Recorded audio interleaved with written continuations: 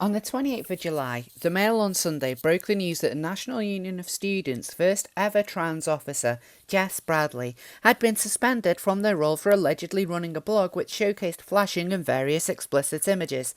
Bradley, who is a self-declared communist and is an open supporter of political violence, so long as it champions their ideology, issued a brief statement following this, saying they were confident that none of their behaviour had been unlawful, and that they had not engaged in sexual activity with anyone, or in the view of anyone, without their consent. This was published at the end of July, and since the news broke, I've been following the story closely, including contacting the NUS directly on several occasions, with the hope that this will be resolved in a fair and transparent way. But this hasn't happened. We're closely coming up to the 5-month mark in Bradley's suspension. The NUS and other officers at the NUS have not said a single word other than the investigation is ongoing. Questions on whether the NUS are funding Bradley's legal team at Carter Ruck or that they've purposely dragged out the investigation have been met with no comment at every occasion I've posed them. That this is still ongoing shouldn't come as a surprise, and yet I'm still hugely disappointed in the complete lack of action from the NUS, particularly in this age of #MeToo, which they so openly champion themselves. I honestly thought they would have announced the results of the investigation at this point. Hell, I even made a short video in advance, just in case Bradley actually was sacked, but it's almost certain that this will never see the light of day. But I can't let this go quiet, particularly in light of damning new allegations that have emerged from someone close to Bradley from Action for Trans Health. So in today's video, I want to make some comments about the way all this is handled so far. The time it's taken for Bradley to be investigated is in stark contrast to the investigation into Shakira Martin, the president of the NUS, for allegedly bullying other student officers back in January of this year. Whilst Martin wasn't suspended, several prominent officers made their allegations known publicly and condemned her in the press. Among these voices, interestingly enough, was Jess Bradley, who said this hostility from the president is only making things worse. The investigation into Shakira Martin found no wrongdoing on her part, and she successfully won her re-election in March. Now, Shakira Martin is undoubtedly more high-profile than Jess Bradley. After all, one could be forgiven for not realising that NUS's trans campaign, which runs a platform of prison abolition and anti-fascism activism, even exists. What with the NUS already having an LGBT plus campaign? And outside of an appearance on Sky News just before they were suspended, Bradley was most known for being the former director of Action for Trans Health, an extremist transgender organisation with various groups around the UK, some of which support violence against police and gender-critical feminists under the guise of healthcare lobbying. Shakira Martin, on the other hand, is the public face of a large organisation, albeit one that's mostly redundant and is facing imminent bankruptcy. It's safe to say, though, that one ranks higher than the other in public conscience. But why the NUS, with their known zero-tolerance approach to what they perceive as sexual misconduct within student unions, are remaining to be silent and taking so long with their investigation into Jess Bradley is unfortunately anyone's guess. Could it be because Bradley has the right kind of politics? Shakira Martin, after all, is a political centrist, and she found herself publicly vilified by her peers when allegations against her came to light. Bradley, a proud communist, has faced no such reaction by comparison, and it's no secret that the NUS are leaning more and more to the far left in recent years. Rob Noon, an LGBT open place officer, once declared that communism is political kindness. That's an ideology which was responsible for hundreds of millions of deaths in the 20th century. And when student groups such as Goldsmith's LGBTQ+ society feel emboldened to defend Soviet gulags, you can see the through line runs deep. But there could be more reasons as to why this is taking so long. On the 9th of December, further allegations against Bradley came to light. A Twitter user by the name of Makeup and Morphine claimed after joining the Committee for Action for Trans Health back in March of this year, a complaint was received about Bradley's conduct, in particular touching people with sex toys, commenting on people's genitals, all the way to sexual assault and aggravation. There was a number of tweets which this person had sent out, so I'm only going to read a couple of them, ones which I think might be quite important. So, Makeup and Morphine says, I was elected onto the Action for Trans Health National Committee in February, I think. In March, we received a complaint from a member that had been sexually assaulted by Jess Bradley. I then personally received 3 further complaints of sexual misconduct. I do not know if all these panned out into official complaints for reasons that will become obvious, but I was contacted in my capacity as a member of ADH's committee. I would also like to add, I've since heard from 3 more people with similar complaints outside of ADH. I use misconduct specifically as I don't want to assign them as sexual assault or not. They are, however, inappropriate. I also do not think they were carried out with malice.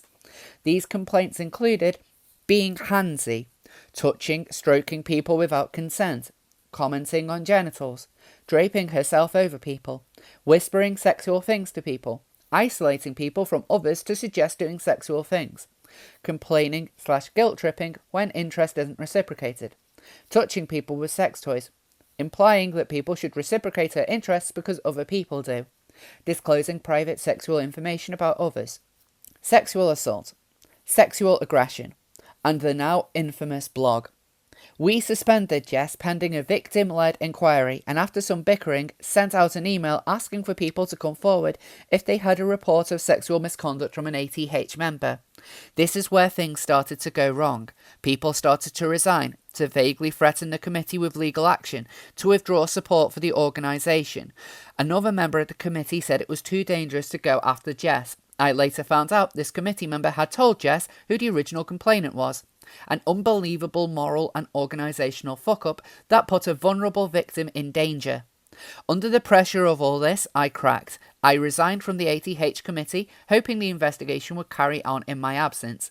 The only other comment I'll make about ATH's investigation is this. The first thing I did when I took a lead on the abuse stuff was unfriend Jess on social media. I couldn't be her friend whilst being a neutral arbiter.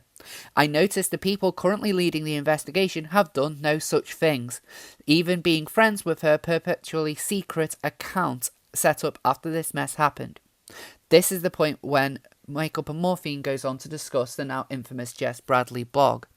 She says, Jess began firefighting and messaging people about how someone had found her blog, and she needed people to report the tweets as abusive. The firefighting didn't work and the press got hold of it. At this point, Jess began instructing a libel solicitor named Carter Ruck, who if you happen to casually Google, you'll find out are unbelievably expensive. And so we get to now. She has a pseudonymous Facebook account, which lots of people are on, including many of the people on the ATH committee supposedly investigating her. She's been suspended from the NUS, and she still seemingly hasn't realised the most sensible way to make all this go away is to say, I fucked up, I'm sorry. I know other queer organisations are running their own inquiries into Jess's behaviour. Someone specifically is working to collate testimonies and compile a report. So far, they have received at least 5 testimonies. I am not interested in following any processes that have an official capacity. Fuck the cops, fuck organisational accountability. I've seen full well it doesn't work. I'm still willing to make this a call-in.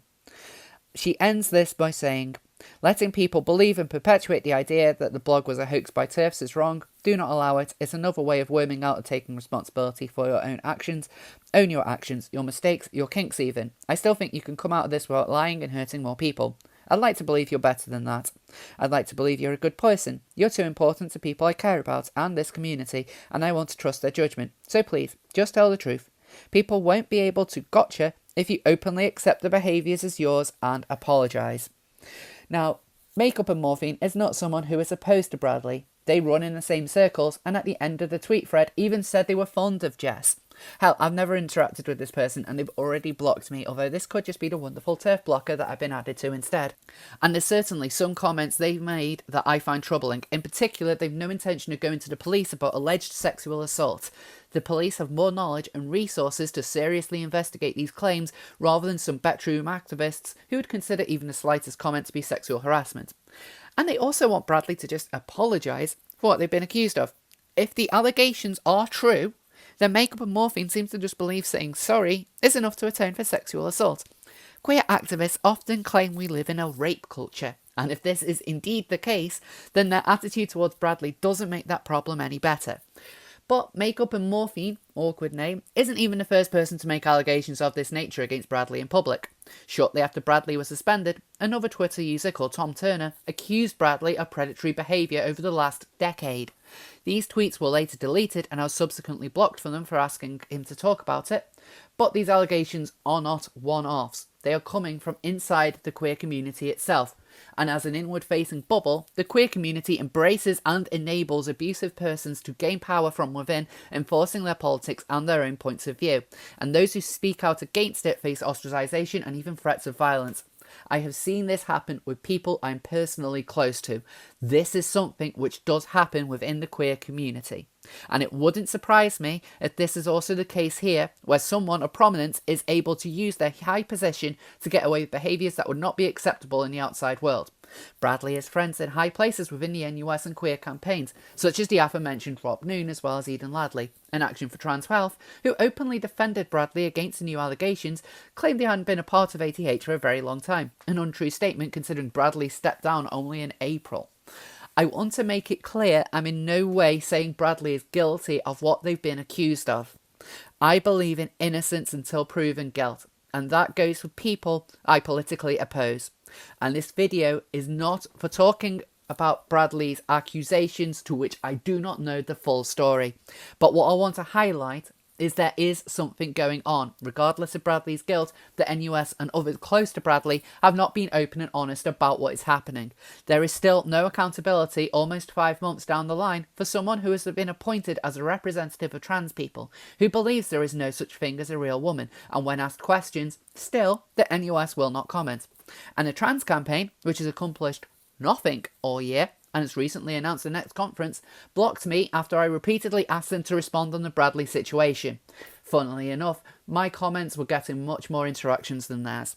The Shakira Martin investigation showed NUS officers can speak publicly on work matters.